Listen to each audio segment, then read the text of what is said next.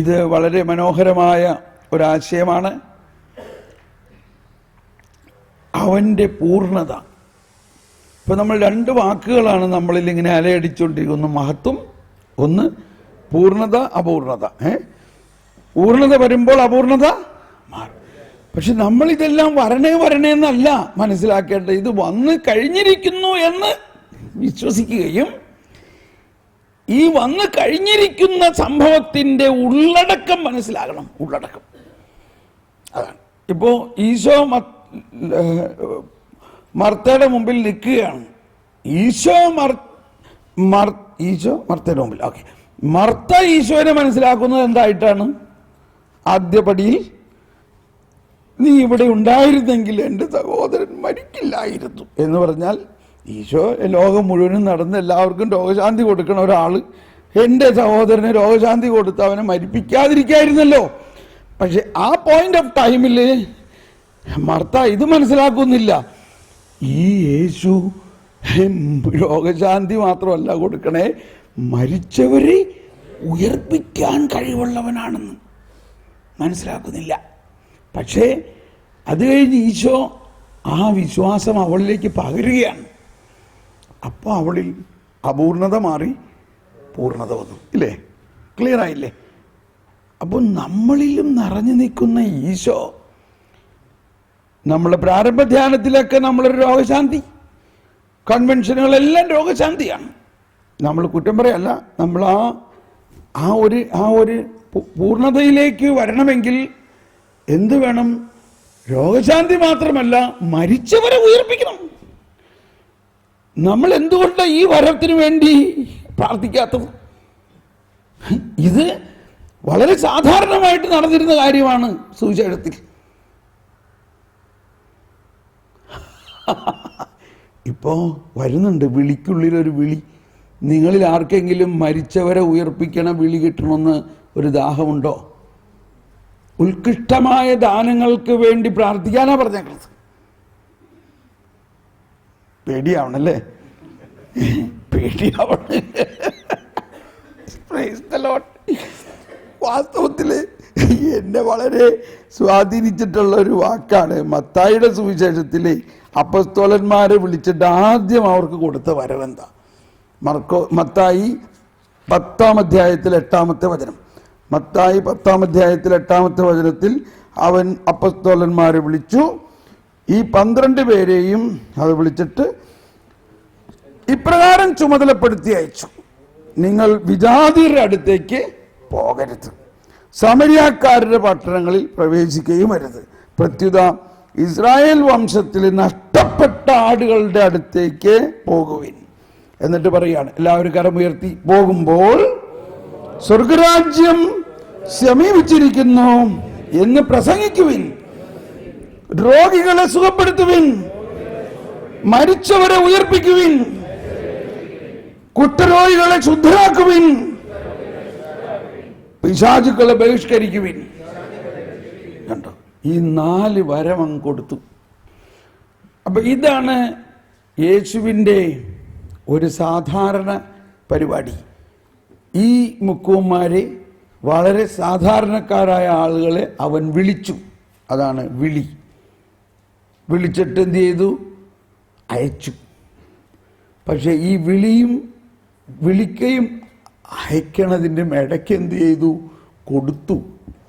ലൂക്ക 12-ലും ലൂക്ക 9-ലും ഇങ്ങനെയാണ്. അവൻ അവരെ വിളിച്ചു,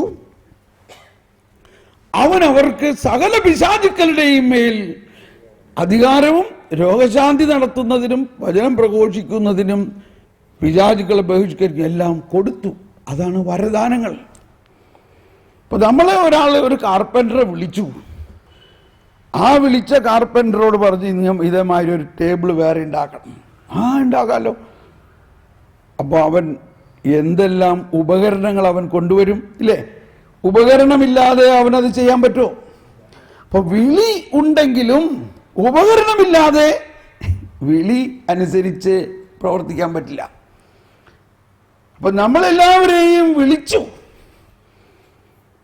ആ വിളിച്ച നമ്മൾക്ക് വിളിച്ച ആൾ തന്നെ ഓരോരുത്തരുടെയും വിളിക്കനുസരിച്ചുള്ള വരദാനങ്ങൾ നൽകി. അതിനുശേഷം എന്ത് ചെയ്തു? അയച്ചു. അപ്പൊ നമുക്ക് ഈ 3 കാര്യം: വിളിച്ചു, കൊടുത്തു, അയച്ചു. He called them, he gave them, he sent them. അപ്പൊ ഇവിടെ നമ്മുടെ വിളിക്കുള്ളിലെ വിളി നമ്മൾ മനസ്സിലാക്കണം. അത് മനസ്സിലാക്കിയാൽ അതനുസരിച്ചുള്ള വരദാനങ്ങൾ നമ്മൾക്ക് ലഭ്യമാകണം.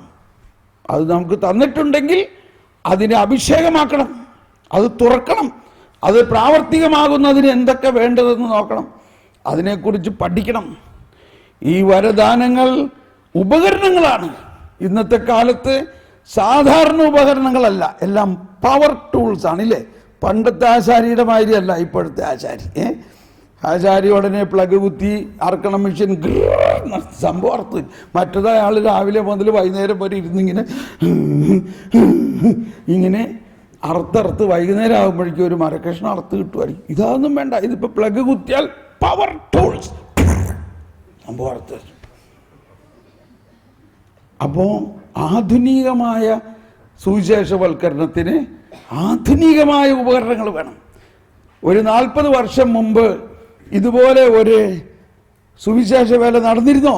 എന്തുകൊണ്ടാണ് ഈ ധ്യാന കേന്ദ്രങ്ങൾ നമ്മുടെ കേരളത്തിൻ്റെ പശ്ചാത്തലത്തിൽ എത്ര മനോഹരമാണ്! വേറെ ഒരു രാജ്യത്തുമില്ല ഇത്രയും ധ്യാന കേന്ദ്രങ്ങളും ഇത്രയും ശുശ്രൂഷകരും, ഒരു രാജ്യത്തുമില്ല. Price the Lord. അപ്പൊ ഇതിൽ നിന്ന് തന്നെ നമ്മൾ മനസ്സിലാക്കണം, ആഗോള വ്യാപകമായി ആഗോള സഭയ്ക്ക് വേണ്ടി ഈ കൊച്ചു കേരളത്തിൽ നിന്നും ദൈവം വലിയ ഒരു ആത്മീയ കൊടുങ്കാറ്റ് വീശാൻ ആഗ്രഹിക്കുന്നു, വീശിക്കൊണ്ടിരിക്കുന്നു. പക്ഷെ അതിനെ ഇനി കൂടുതൽ ശക്തമാക്കണം. ഈ കാരിസംസ് വല്ലതും നമ്മൾ ഉപയോഗിക്കുന്നുണ്ടോ? മരിച്ചവരെ ഉയർപ്പിക്കുന്നില്ല നമ്മൾ. Heal the sick, raise the dead, cleanse the leper, cast out demons. ഇങ്ങനെയാണ് ഒരു സ്ലോഗൻ നമുക്ക് ഉണ്ടാക്കട്ടെ. ഒന്ന് പറഞ്ഞെല്ലാവരും ഒന്ന് എഴുന്നേറ്റ് നിന്നേ. ഈശോ തന്ന ഈ കാരിസംസ് ഒന്ന് ഇംഗ്ലീഷിൽ പറഞ്ഞെല്ലാവരും.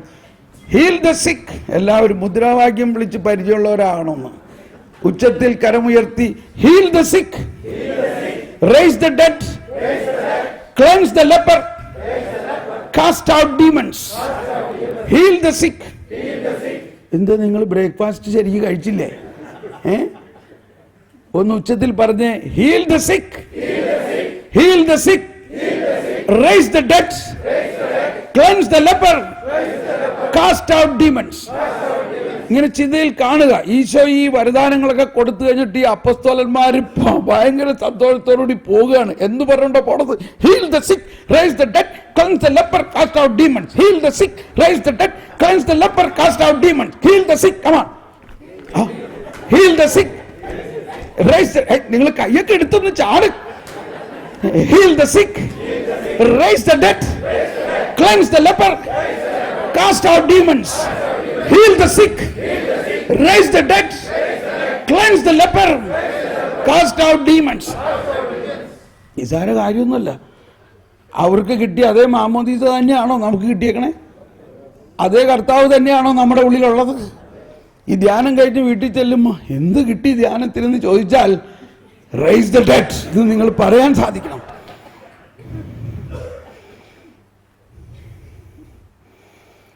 നിങ്ങളുടെ വിചാരങ്ങൾ ഉന്നതങ്ങളിലേക്ക് ഉയർത്തുവിൻ. നമ്മൾ ഈ ചെറിയ രോഗശാന്തിയൊക്കെ നടത്തിയാൽ മാത്രം പോരാ.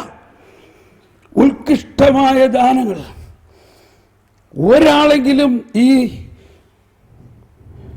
മരിച്ചവരെ ഉയർപ്പിക്കുന്ന ഒരു വരം അന്ന് ഇഷ്ടം പോലെ ആളുകൾക്കുണ്ടായിരുന്നതാണ്. നമ്മുടെ അന്തോണീസ് പുണ്യാളിനൊക്കെ നമ്മൾ നൊവേന മാത്രമേ ചെല്ലണുള്ളൂ.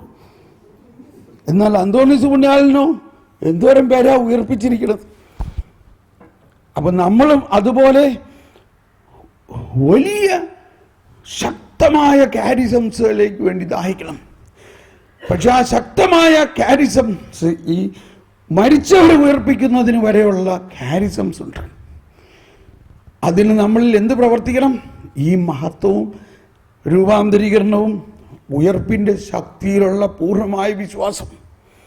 ഉയർപ്പിൻ്റെ ശക്തിയാണ് ഒരു ബേസിക് ക്രിസ്ത്യൻ പവർ എന്ന് പറയുന്നത്. ഇരിക്കാം പ്ലീസ്. ഒരിക്കൽ ഉത്തരേന്ത്യയിൽ വെച്ച് ഒരു സ്വാമി എന്നോട് ചോദിച്ചു, നിങ്ങൾ ഈ 2% ആൾക്കാരേ ഉള്ളൂ, 98% ആൾക്കാരും നിങ്ങളുടെ ഭാഗത്തേക്ക് വരണമെന്ന് പറഞ്ഞാൽ നടക്കുന്ന കാര്യമാണോ? അതിൽ എത്ര എളുപ്പമാണ് ഈ 2% പേര് 98% വരാണെങ്കിൽ? ദൈവം ഒന്നല്ലേ ഉള്ളൂ. അയാളുടെ യുക്തി നോക്കി. എന്നിട്ട് പറയണം, അല്ല എന്താണ് നിങ്ങൾ പറയുന്നതിൻ്റെ അടിസ്ഥാനം? ഈ നിങ്ങളുടെ യേശുക്രിസ്തുവിന് ഒരുപാട് ഫോളോവേഴ്സ് ഉള്ള മാതിരി മറ്റ്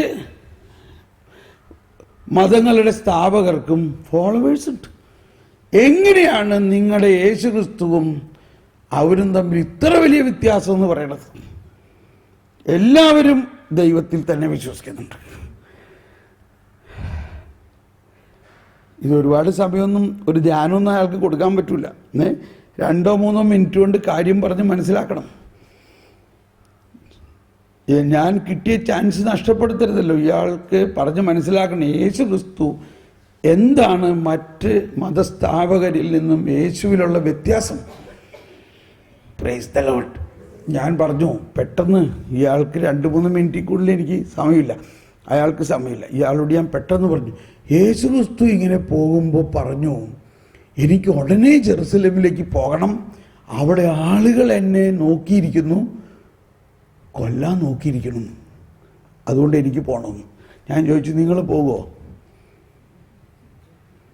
നിങ്ങൾ പോകുമോ അങ്ങനെ ഒരു സ്ഥലത്തേക്ക്? അവിടെ നിങ്ങളെ കൊല്ലാൻ ആളുകൾ നോക്കിയിരിക്കണം എന്ന് നിങ്ങൾ അറിഞ്ഞാൽ നിങ്ങൾ അവിടേക്ക് പോകുമോ?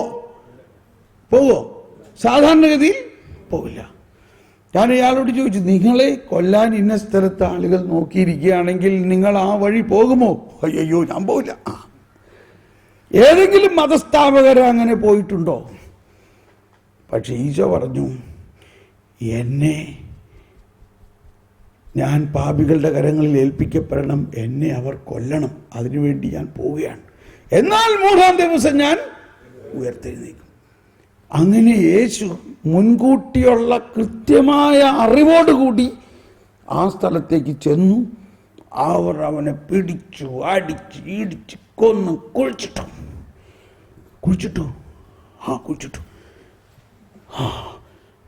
അപ്പൊ എന്തിനാ അങ്ങേര് അങ്ങോട്ട് പോയത്? അതാണ് കാര്യം. അങ്ങേര് അങ്ങോട്ട് പോയത് ഇങ്ങനെ കൊന്നു കുഴിച്ചിടപ്പെടാൻ വേണ്ടിയാണ്. കുഴിച്ചിട്ട് എന്നതിന് മുമ്പ് പറഞ്ഞിരുന്നു, 3-ാം ദിവസം ഞാൻ കുഴിയിൽ നിന്ന് പുറത്തേക്ക് വരും. അപ്പൊ അദ്ദേഹത്തിന് അറിയാമായിരുന്നു. എന്നിട്ട് അതുപോലെ കൃത്യം 3-ാം ദിവസം ഈ കുഴിച്ചിട്ട മനുഷ്യൻ പൊങ്ങി വന്നിരിക്കണം.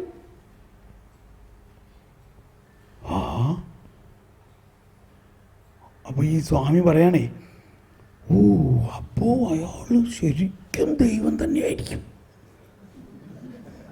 എന്താ പറഞ്ഞേ?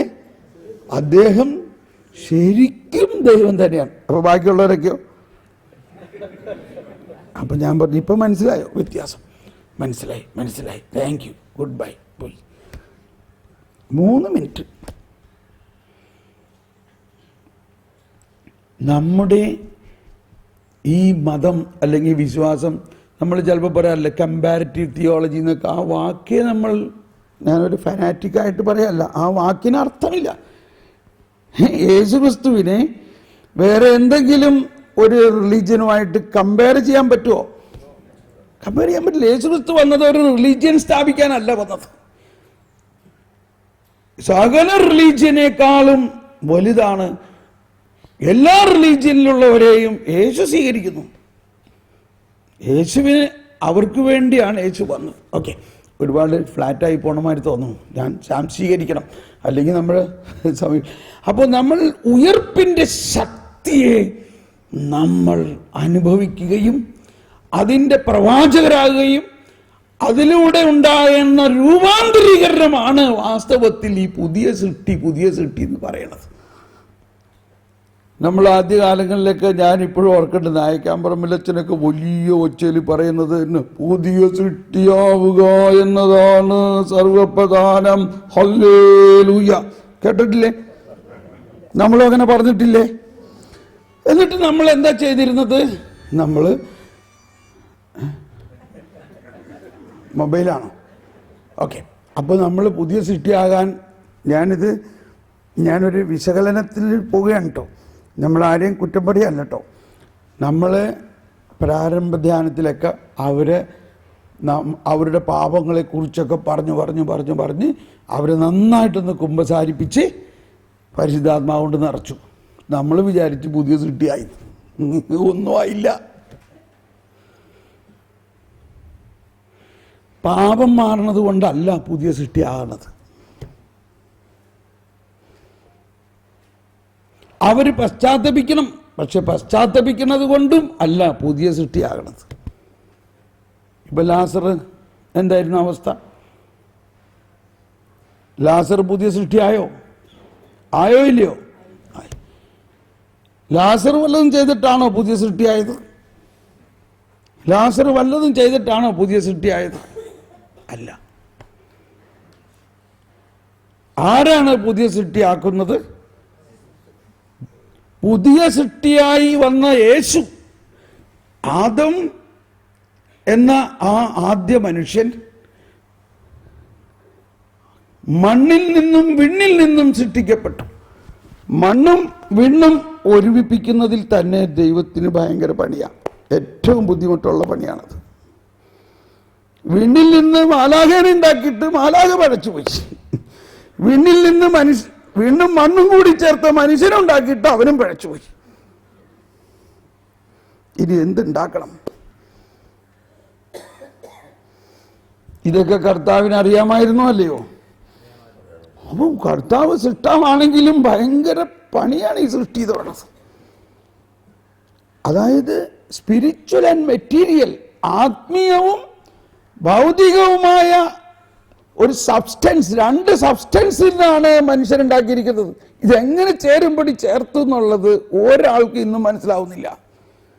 Spirit and mud together. Spirit and mud, ആത്മാവും മണ്ണും തമ്മിൽ എങ്ങനെ ചേരും? പക്ഷെ കർത്താവ് ചേർത്തു. പക്ഷെ അപ്പോൾ കർത്താവിനറിയാം ഇതിൽ ഒരു ബലഹീനത നിലനിൽക്കും. ആ മണ്ണിന്റെ വശത്തേക്ക് തന്നെ അവനൊരു ചായ്വ് ഉണ്ടായിരിക്കും. സാരമില്ല, അങ്ങനെയെങ്കിലും ആകട്ടെ. പക്ഷേ ഇനി ഇതിൽ നിന്നും ഈ മണ്ണിൻ്റെക്കുള്ള ചായ്വ് അവരിൽ നിലനിൽക്കുന്നത് മാറ്റാൻ എന്ത് ചെയ്യണം? അതിന് അന്നേ പദ്ധതി ചെയ്തു. മണ്ണിൽ നിന്നല്ലാത്ത മറ്റൊരാദത്തിനെ ഞാൻ സൃഷ്ടിക്കും. Praise the Lord. മണ്ണിൽ നിന്നുമല്ല, ഈ ആദത്തിന്റെ പരമ്പരയിലുള്ള മനുഷ്യ ബീജത്തിൽ നിന്നും അല്ലാത്ത. കാര്യം മനസ്സിലായോ ഇല്ലയോ? മണ്ണിൽ നിന്നുമല്ല, മനുഷ്യരിൽ നിന്നുമല്ലാതെ ഒരു രണ്ടാമത്തെ ആദത്തെ ഞാൻ കൊണ്ടുവരും. ആ രണ്ടാമത്തെ ആദത്തിന്റെ സാദൃശ്യത്തിലേക്ക് ഈ ആദ്യത്തെ ആദത്തിനെ രൂപാന്തരപ്പെടുത്തുന്ന ഒരു സംവിധാനം ഉണ്ടാക്കും. Praise the Lord. മനസ്സിലായോ? അതല്ലേ സംഭവിച്ചത്. പക്ഷേ കഴിഞ്ഞിട്ടില്ല പണി. ഇനി ഈ രൂപാന്തരീകരിക്കപ്പെട്ട മനുഷ്യ വ്യക്തി അവൻ മരിക്കണം. അവൻ മരിച്ചാലും അവന്റെ പുറകെ ഞാൻ പോവും. അവന്റെ മരിച്ചാലും അവന്റെ ആത്മാവിനെ അപ്പം തന്നെ എൻ്റെ അടുത്തേക്ക് കൊണ്ടുവരും. അവന്റെ ശരീരം വീണ്ടും ഈ ആദത്തിന്റെ ഉണ്ടാക്കിയ മണ്ണിലേക്ക് പോകും. ഏത്? വീണ്ടും ജനിച്ച് പുതിയ സൃഷ്ടിയായ ഈ മനുഷ്യൻ, നമ്മളെല്ലാം മരിച്ചു കഴിയുമ്പോൾ നമ്മുടെ ശരീരം ആ ആദത്തിനെ ഉണ്ടാക്കിയ മണ്ണിൽ പോയി ആ ജീർണത അനുഭവിക്കും. പക്ഷേ അന്ത്യദിനത്തിൽ ഈ രണ്ടാമത് വരുമ്പോ, മനസ്സിലായില്ലേ? രണ്ടാമത് വരുമ്പോൾ ഈ മണ്ണിൽ ജീർണിച്ച മനുഷ്യനെ ഉയർത്തെഴുന്നേപ്പിച്ച് മർത്യ ശരീരത്തെ അമർത്യതയാക്കി മാറ്റും. അതാണ് ഭയങ്കരം. മർത്യ ശരീരത്തെ അമർത്യ ശരീരമാക്കി മാറ്റിക്കൊണ്ട് അവൻ അമർത്യമായ ആത്മാവിൽ, അവന്റെ അമർത്യമായ ആത്മാവും അമർത്യമായ ശരീരവും കൂടി ആകുമ്പോൾ അവൻ മഹത്വം അണിയിച്ചു. Praise the Lord. ഇതാണ് ഒരു ടോട്ടൽ പ്ലാൻ. മനസ്സിലായില്ലേ? ഇനി ഇതെങ്ങനെ പ്രാവർത്തികമാക്കുന്നതാണ്. അതിൻ്റെ ഇടയ്ക്ക് പലതും സംഭവിച്ചു. അതിൻ്റെ ഇടയ്ക്ക് പിശാച് അങ്ങനെ ചെയ്ത് പാപം ചെയ്ത് പാപത്തിൽ നിന്ന് രക്ഷിച്ചു. ഇതൊക്കെ നടന്നു. ഇതൊക്കെ തമ്പുരാന്റെ പദ്ധതിയിലുണ്ട്. പക്ഷെ ആൽഫായും ഒമേഗായും എന്താ? മഹത്വം. ലോകസ്ഥാപനത്തിന് മുമ്പ് എനിക്കുണ്ടായിരുന്ന മഹത്വം നീ എനിക്ക് തരും. എപ്പോൾ തരും? അതാ അവസാനത്തിലും തരും. ആ മഹത്വം നമ്മളിൽ നിലനിൽക്കും. ആ മഹത്വമാണ് ആദത്തിന്റെ പാപം മൂലം മങ്ങലേറ്റത്. ആ മങ്ങലേറ്റ മഹത്വത്തെയാണ് രണ്ടാം ആദം വീണ്ടെടുത്തത്. ആ രണ്ടാം ആദം ആ മഹത്വത്തിന്റെ പൂർണ്ണതയിലേക്ക് നമ്മളെ കൊണ്ടുവരുന്നത് ശരീരത്തിന്റെ ഉയർപ്പിലാണ്. അപ്പൊ ഇവിടെ നമുക്കുണ്ടാകേണ്ട പ്രധാനപ്പെട്ട ഒരു വിശ്വാസം, കർത്താവേ, അങ്ങ് സത്യമായി ഞങ്ങളുടെ ശരീരങ്ങളെ ഉയർപ്പിക്കുന്നവനും ആത്മാക്കളെ രക്ഷിക്കുന്നവനും ജീവനെ നിത്യം പരിപാലിക്കുന്നവരുമാണ്. Praise the Lord. ഇതൊക്കെ കുർബാനയിൽ പ്രാർത്ഥിക്കാൻ പാടൊക്കെ ചെയ്യുന്നുണ്ട്. പക്ഷേ ഈ രീതിയിൽ നമ്മളതിനെ മനസ്സിലാക്കുന്നില്ല. അന്ത്യദിനത്തിൽ നമുക്ക് ലഭിക്കാനിരിക്കുന്ന മഹത്വത്തിൻ്റെ ഉത്ഥാനത്തിൻ്റെ ഒരു മുൻകൂർ അനുഭവം ഇവിടെ മാമോദീസായിലും സ്ഥൈര്യലേപനത്തിലും കുർബാനയിലും. അതാണ് മൂന്ന്, എന്താ നമ്മളതിന് പറയാ, പ്രാരംഭ കൂദാശകൾ, ഇനിസിയേഷൻ സാക്രമെന്റ്. അപ്പൊ ഈ ഇനിസിയേഷൻ എന്നുള്ള വാക്ക് കുറേം കൂടി എളുപ്പം മനസ്സിലാവും. ദൈവത്തിന്റെ മുൻകൈ എടുക്കൽ എന്നാണ്. പ്രാരംഭം എന്ന് പറയുമ്പോൾ എനിക്കത് മനസ്സിലാവണില്ല.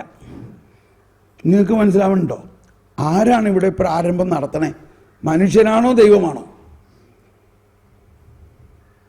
പ്രാരംഭ കൂദാശ, ഇനിസിയേഷൻ സാക്രമെന്റ് എന്ന് പറയുമ്പോൾ somebody is initiating. Who is initiating? ആരാണോ അത് മുൻകൈ എടുക്കുന്നത്? ആരും പറയാത്തെന്താ? കണ്ടോ? ഇവിടെയാണ് പൂർണ്ണമായത് വരുമ്പോൾ അപൂർണമായത് മാറണം എന്ന് പറയുന്നത്. നമ്മൾ സാധാരണ ചിന്തിക്കണത് മുഴുവനും മനുഷ്യൻ മുൻകൈയെടുക്കണം എന്നുള്ളൊരു കാര്യമാണ്. ആദവും ഹവ്വയും പാപം ചെയ്തപ്പോൾ അവരെ അന്വേഷിച്ച് പോയ മുൻകൈയെടുത്തത് ആരാ? ദൈവം തന്നെയാണോ? മനുഷ്യൻ ദൈവത്തെ തേടി സ്വർഗത്തിലേക്ക് പോയോ, അതോ ദൈവം മനുഷ്യനെ തേടി ഭൂമിയിലേക്ക് വന്നോ? അതാണ് മുൻകൈ എടുക്കൽ. അപ്പൊ ഈ മൂന്ന് കൂദാശകളും വാസ്തവത്തിൽ നവീകരണം എന്ന് പറഞ്ഞാൽ, നമ്മൾ കരിസ്മാറ്റിക് നവീകരണത്തിന്റെ നാഷണൽ സർവീസ് ടീമിലെല്ലാം എപ്പോഴും ചർച്ച ചെയ്യുന്ന ഒരു കാര്യമാണ്. എന്നിട്ട് ഈവൻ ഇന്റർനാഷണൽ ലെവലിൽ സിസ്റ്റർ എൽസീസ് മാത്യു ഞാനും ഒക്കെ ഉണ്ടായിരുന്നു. ഇന്റർനാഷണൽ ലെവലിലൊരു കൊളോക്യത്തിൽ ഈ വരദാനങ്ങളെക്കുറിച്ചുള്ള വലിയ ഒരു ഉന്നതതല മീറ്റിങ്ങിൽ ഉണ്ടായിരുന്നു. അതിലെല്ലാം പറഞ്ഞത് ഇതാണ്: ഈ baptism in the holy spirit, പുതിയ സൃഷ്ടിയാവുക, ഇതെല്ലാം ദൈവത്തിൻ്റെ മുൻകൈയെടുക്കലാണ്, മനുഷ്യന്റെ മുൻകൈയെടുക്കലല്ല. അപ്പോൾ നമ്മൾ കാരിസ്മാറ്റിക് റിന്യൂവൽ എന്ന് പറഞ്ഞാൽ തന്നെ ഈ മൂന്ന് സാക്രമെന്റ്സിൻ്റെ, ഈ ഇനിസിയേഷൻ സാക്രമെന്റ്സിനെ അതിൻ്റെ പൂർണ്ണ അർത്ഥവും വ്യാപ്തിയും ഉള്ളടക്കവും മനസ്സിലാക്കി അതിനെ അങ്ങ് ശരിക്ക് നവീകരിക്കുമ്പോൾ നമ്മൾ പുതിയ സൃഷ്ടിയാവും. ഒന്ന് സ്തുതിക്കാം, ഒന്ന് എഴുന്നേറ്റ് സ്തുതിക്കാം. യേശുവേ സ്തോത്രം. ചായ കുടിക്കേണ്ട സമയമായോ? ആയില്ലല്ലോ. ഒന്നെല്ലാവരും ഒന്ന് എഴുന്നേറ്റ് സ്തുതിച്ച്. ഇതിത്തിരി ഗഹനമായി പോകുന്നുണ്ടോ? മനസ്സിലാവുന്നില്ല എല്ലാം ഇല്ലേ? കുഴപ്പമൊന്നുമില്ലല്ലോ. നമുക്കൊന്ന് സ്തുതിക്കാം. ഒന്ന് സ്തുതിച്ച്, ഞാൻ പറഞ്ഞു ആദ്യത്തെ ഒരു ദിവസം വളരെ ബുദ്ധിമുട്ടായിരിക്കും.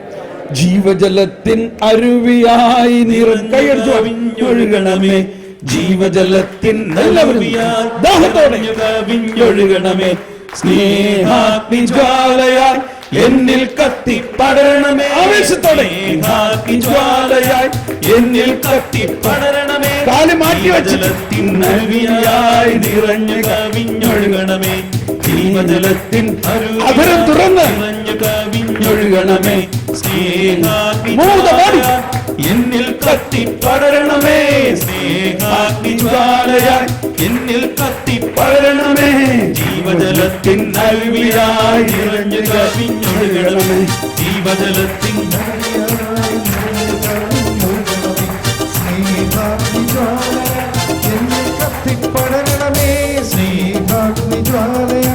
എന്നിൽ കത്തിപ്പടരണമേ. ജീവജലത്തിൻ അരുവിയായി നിറഞ്ഞു കവിഞ്ഞൊഴുകണമേ. ജീവജലത്തിൻ അരുവിയായി നിറഞ്ഞു കവിഞ്ഞൊഴുകണമേ. സ്നേഹാഗ്നിജ്വാലയാൽ എന്നിൽ കത്തിപ്പടരണമേ. സ്നേഹാഗ്നിജ്വാലയാൽ എന്നിൽ കത്തിപ്പടരണമേ. Heal the sick. ആർക്കും വേണ്ട, എല്ലാവരും ശബ്ദമുയർത്തി. Heal the sick. Heal the sick. Raise the dead. Raise the dead. Cleanse the leper. Cast out demons. Cast out demons. Heal the sick. Heal the sick. Raise the dead. Raise the dead. Cleanse the leper. Cleanse the lepers. Cast out demons. Cast out demons. കുറച്ചുകൂടി ശബ്ദത്തിൽ, വേഗത്തിൽ. Heal the sick. Heal the sick. Raise the dead. Raise the dead. Cleanse the leper. Cleanse the leper. Cast out demons. Cast out demon. തുള്ളി ചാടി. Heal the sick. Heal the sick. Cleanse the leper. Cleanse the leper. Raise the dead. Raise the dead. Cleanse the leper. Cleanse the leper. Cast out demons. Cast out demon. Praise the Lord. ഇതാണ് നമ്മുടെ slogan. ഈ 3 ദിവസവും വീട്ടിലേക്ക് പോകുന്ന വഴിക്കും ഒക്കെ ഇതും പറഞ്ഞുകൊണ്ട് വേണം പോകാൻ. Heal the sick, raise the dead, cleanse the leper, cast out demons. Heal the sick, raise the dead, cleanse the leper, cast. അങ്ങനെ പറഞ്ഞ് ഇത് നമ്മുടെ ജീവിതത്തിന്റെ ഒരു ഒബ്സഷൻ ആയിരിക്കണം. എന്നിട്ട് അവിടെ ഇവിടെ മരിച്ചവരുടെ പേരിൽ പോയി കൈവച്ച് പ്രാർത്ഥിച്ചത് നോക്കണം.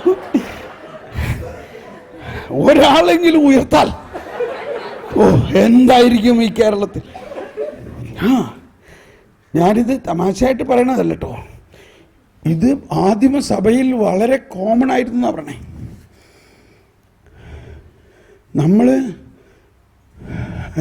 ക്ഷമിക്കണം, നമ്മളിപ്പോൾ ധ്യാനം കൂടാൻ വരുന്നവരുടെ പ്രശ്നം എന്തെന്നാ, ഒരു സാമ്പത്തിക കടബാധ്യത മാറണം, ബന്ധനം മാറണം, ഒരു വീട് വേണം, ഒരു വിസ കിട്ടണം, ഒരു ജോലി. ഇതൊക്കെ നമ്മൾ ചിന്തിക്കണുള്ളൂ.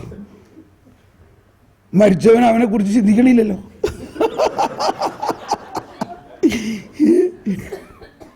അപ്പോൾ വിശ്വാസവും ശക്തിയും പ്രസരിക്കണമെങ്കിൽ നമ്മുടെ വിശ്വാസം ഈ മർത്തായ്ക്ക് മുമ്പുണ്ടായിരുന്നതിൽ നിന്ന് പിന്നുണ്ടായതിലേക്ക് മാറണം. നീ ഉണ്ടായിരുന്നു, എൻ്റെ സഹോദരൻ മരിക്കില്ലായിരുന്നു. പക്ഷെ അതിൽ നിന്ന് വിട്ടിട്ട് ഞാൻ വിശ്വസിക്കുന്ന ദൈവം ആരാണ്? മരിച്ചവരെ ഉയർപ്പിക്കുന്നത്. ആ മത്തായിലെ സുവിശേഷത്തിൽ തന്നെ ജെയിറസ് എന്ന് പറഞ്ഞ ഒരു സിനഗോഗ് അധികാരി, അയാൾ വന്നിട്ട് പറയണേ, എൻ്റെ മകൾ ഇപ്പം മരിച്ചോളൂ, നീ ഒന്ന് വന്ന് കൈവച്ചാൽ അവൾ ഉയർത്തെഴുന്നേക്കും. നടന്നോ ഇല്ലയോ? ഒരു വിധവ, അവളൊന്നും ചോദിച്ചില്ല, അവളുടെ കരച്ചിൽ കേട്ടിട്ട് ഈശോ പറഞ്ഞു, അവളുടെ കണ്ണുനീര് മാറ്റിയിട്ട് ആ ശവമഞ്ചത്തിൽ കൈവച്ചപ്പോൾ അവൻ ഉയർത്തെഴുന്നേറ്റേക്കണം. നമുക്കറിയാം പത്രോസും പൗലോസും, ഇത് മാത്രമല്ല പഴയ നിയമത്തിൽ വരെ ഇതേമാതിരി മരിച്ചവരെ ഉയർപ്പിച്ചിരിക്കണം. അപ്പം എന്തുകൊണ്ട് നമ്മൾ അങ്ങനെ ഒരു ക്യാരിസത്തെക്കുറിച്ച് ചിന്തിക്കുന്നില്ല? ഒന്ന് സ്തുതിച്ചേ, ഒന്ന് ആത്മാർത്ഥമായിട്ടൊന്ന് സ്തുതിച്ചൊന്ന് ആഗ്രഹിച്ച് പ്രാർത്ഥിച്ചേ. യേശുവേ സ്തോത്രം, യേശുവേ മഹത്വം. Hallelujah, hallelujah, hallelujah, hallelujah. Heal the sick, raise the dead, cleanse the leper, cast out demons. Heal the sick, raise the dead, cleanse the leper, cast out demons. ഇരിക്കാം പ്ലീസ്. Thank you.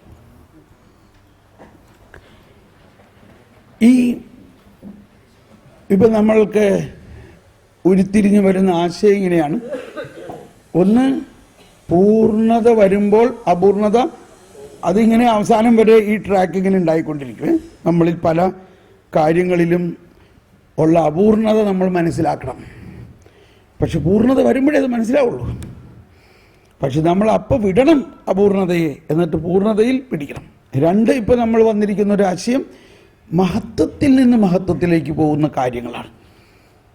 അത് ഉത്ഥാനത്തിൻ്റെ ശക്തിയിലൂടെയാണ്. ആ ഉത്ഥാനത്തിനെ ലക്ഷ്യം വെച്ചുകൊണ്ടാണ് നീങ്ങേണ്ടതും.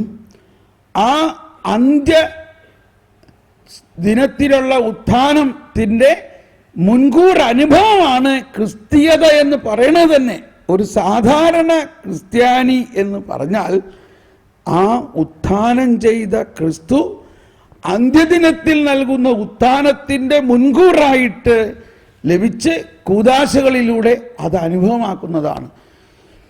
അതിനി നമുക്ക് കുറച്ച് വിശദമാക്കി പഠിക്കാം ഒരുപക്ഷെ സമയമുണ്ടെങ്കിൽ. ഇനി മൂന്നാമത്, ഇതിൻ്റെ എല്ലാം റിസൾട്ട് എന്താ? ഈ ആദം എന്ന വ്യക്തിയിൽ നിന്നും രൂപം കൊണ്ട പഴയ മനുഷ്യൻ മറ്റൊരു ക്രിസ്തുവായി മാറുമ്പോൾ അവനുണ്ടാകുന്ന വീണ്ടും ജനനം, പുതിയ സൃഷ്ടിയാകുന്ന അവസ്ഥ. അവൻ്റെ പാപവും ശാപവും എല്ലാം മാറുന്നത് ഈ പുതിയ സൃഷ്ടിയായി കഴിഞ്ഞാൽ പിന്നെ അവനിൽ പഴയത് വല്ലതുണ്ടോ? ഉണ്ടോ? ഇപ്പൊ നമ്മൾ ഗ്രാഫ്റ്റ് ചെയ്യണത് ഇവിടെയൊക്കെ എല്ലാം ഗ്രാഫ്റ്റിംഗ് ഇല്ലേ? ഒട്ടുമാവ്. നമ്മളൊരു മാവിൻ്റെ ചില്ല അവിടുന്ന് മുറിച്ചെടുത്ത് ആ മാവിൽ നിന്നും വ്യത്യസ്തമായ വേറെ നല്ല ഫലം തരുന്ന ഒരു മാവിൽ കൊണ്ട് ഒട്ടിച്ചു ഇല്ലേ? എന്ന പോലെ ആദത്തിൻ്റെ ശാഖയായ നമ്മളെ മുറിച്ച്, ആദത്തിൻ്റെ ശാഖ ആദം എന്ന മരത്തിൽ നിന്ന് മുറിച്ച് ക്രിസ്തു എന്ന മരത്തിലേക്ക് ബട്ട് ചെയ്തിരിക്കുന്നു, ഗ്രാഫ്റ്റ് ചെയ്തിരിക്കുന്നു, ഒട്ടിച്ചിരിക്കുന്നു. ഇനി സാവധാനം ഈ ക്രിസ്തു എന്ന മരത്തിൽ നിന്നുള്ള ജീവജലം ഇതിൽ ഒഴുകാൻ തുടങ്ങുന്നു. ക്രിസ്തുവിൻ്റെ വചനം അതിലൂടെ ഒഴുകാൻ തുടങ്ങുന്നു. ക്രിസ്തുവിൻ്റെ ശരീരം ഭക്ഷിക്കുന്നു, ക്രിസ്തുവിൻ്റെ രക്തം പാനം ചെയ്യുന്നു. ഇപ്പോൾ ഈ ഗ്രാഫ്റ്റ് ചെയ്ത് വന്നിരിക്കുന്ന ഈ ശാഖ എന്തായി മാറിയിരിക്കുന്നു? ക്രിസ്തുവായി മാറിയിരിക്കുന്നു. ഇതിൽ ഈ ശാഖയ്ക്ക് വല്ലതും പ്രവർത്തിക്കാനുണ്ടോ?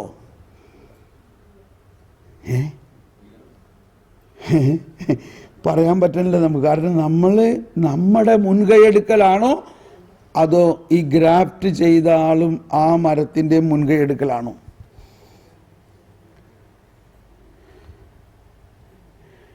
Price the lord. അപ്പോൾ ഇനിസിയേഷൻ ദൈവത്തിൽ നിന്നാണ്. ഇനി ഇപ്പോൾ വരുന്നൊരാശയം, ഈ യോഹന്നാന്റെ സുവിശേഷത്തിൻ്റെ മുഴുവനും ആശയം ഈ പുതിയ സൃഷ്ടി ആകലാണ്. ഇപ്പോൾ 1-ാം അധ്യായത്തിൽ നമ്മൾ കണ്ടത് പുതിയ സൃഷ്ടിയാവുന്ന കാര്യമല്ലേ? യോഹന്നാൻ 1-ാം അധ്യായത്തിൽ എന്താ? അവനിൽ വിശ്വസിച്ചവരും എന്ന് പറഞ്ഞ എല്ലാവരും, അവനെ സ്വീകരിച്ചവരും അവനിൽ വിശ്വസിച്ചവരും ദൈവമക്കളാകാൻ അവൻ കഴിവ് നൽകി. അപ്പോൾ പുതിയ സൃഷ്ടിയായല്ലോ ആ വ്യക്തി, ആയോ ഇല്ലയോ? ഇനി ആ ദൈവമകന്റെ അവസ്ഥ എന്താണ്?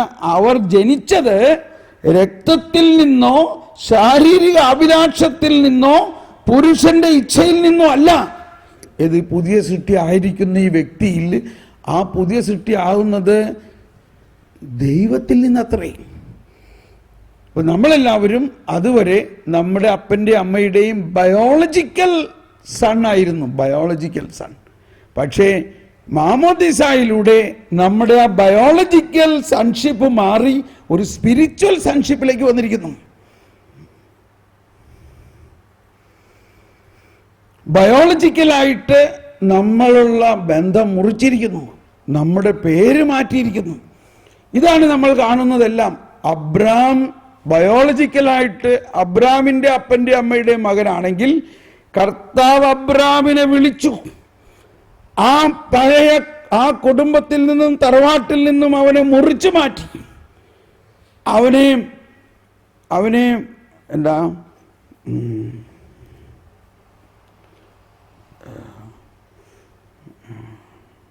പരിച്ഛേദനം ചെയ്യിച്ചു.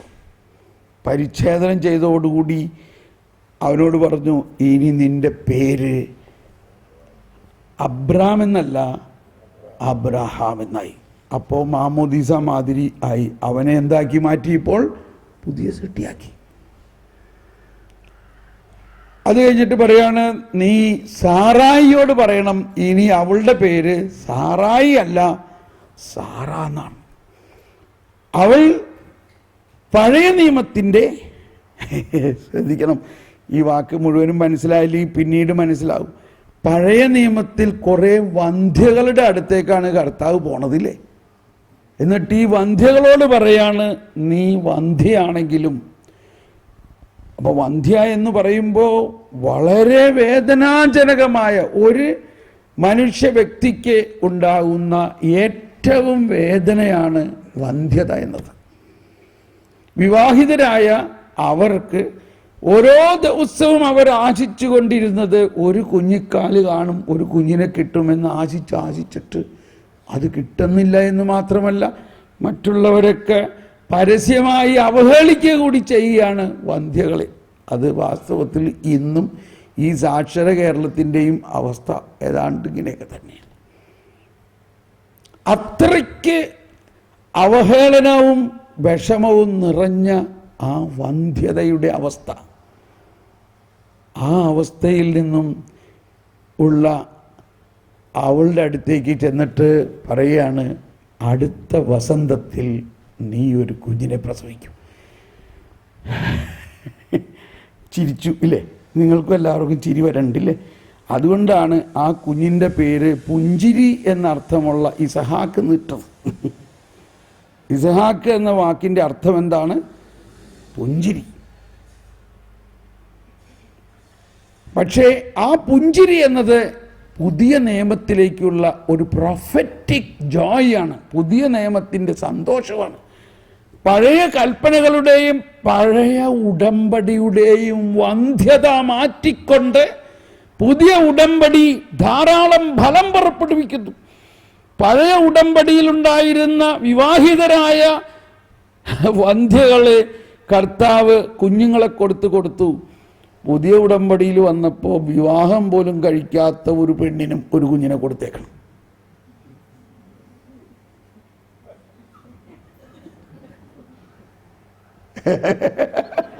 ഷോക്കടിച്ചു പോയത് തോന്നണില്ലേ? കാര്യം ശരിയല്ലേ? എന്നിട്ട് ഈ രണ്ട് സ്ത്രീകൾ തമ്മിൽ കാണുന്ന രംഗം ഏത്? വന്ധ്യയായി ഇരുന്ന, അവമാനിതയായി